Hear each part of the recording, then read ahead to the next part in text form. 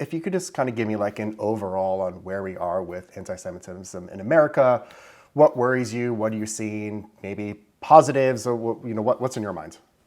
There's an epidemic of hate here in the States, around the world, and it's been really on the upswing the last few years. We've seen very public episodes of acts of violence. We've seen very public episodes of just blatant, horrific anti-Semitism, and it's something that really infuriated me and really kind of spurred me to jump in. The vice president, my wife, really pushed me, said, this issue found me, the president himself, and I've spoken about this at length. In fact, one of the reasons President Biden jumped into the race in 2020 was because of what he saw in Charlottesville.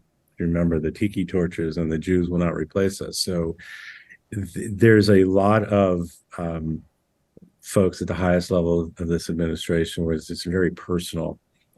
But on the positive side, there has been a lot of effort, both at the governmental levels, and also in the private sector, to really push back. And you're starting to see that. So in terms of our administration, we convened at the end of last year a high-level summit at the White House to discuss how to push back on anti-Semitism. And that led to a very all-of-government interagency task force, for lack of a better word, put together to formulate a national plan, which is in the process of being drafted to combat anti-Semitism and hate. But I'm also adding another element, which I think is important. What can we all do? We've got to spread love. We've got to spread joy. We need the counter programming to anti-Semitism, if you will.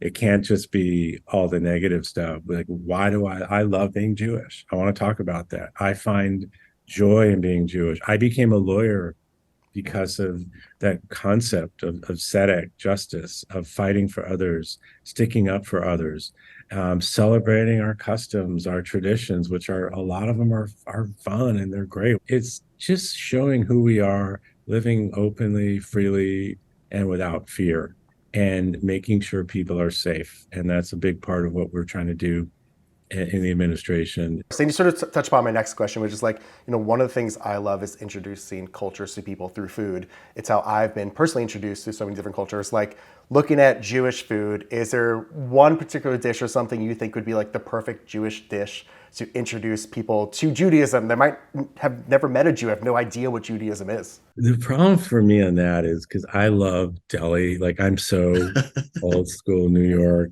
So it's Uh-huh. like dry tunic. I don't know if that helps. I mean, I personally love it. I don't know if that helps anything, though. The best Reuben, does that count? Like the best Yeah. Okay. pastrami That's sandwich? Because that's where I'm at. Like, yeah, I okay. know we've got some great hummus and all that stuff, but there's some great chefs out there because food brings us together. Food is love. It's you're at a table. It's hard to hate somebody when you're looking each other in the eye, breaking bread together at a table, or matzah for another few hours. So it's so important. It is such a powerful force for bringing folks together, spreading joy, spreading love, and which is, again, what I said earlier. That's part of what we need to do to combat hate, is combat it with joy and love. Yeah, and that sort of goes into my last question, which is just like, on a very personal, singular level, like, what can we be doing to combat anti-Semitism? If you have like a few ideas for people. Yeah. So again, it's the kind of the traditional ones first, which are, you got to call it out each and every time. We can't let anything go. We can't let it calcify. We can't let it get normalized where it's like, oh, that's just so and so speaking. It's No, we've got to call out those people in leadership who are cowards, who know better, who just sit silent when they see it happening.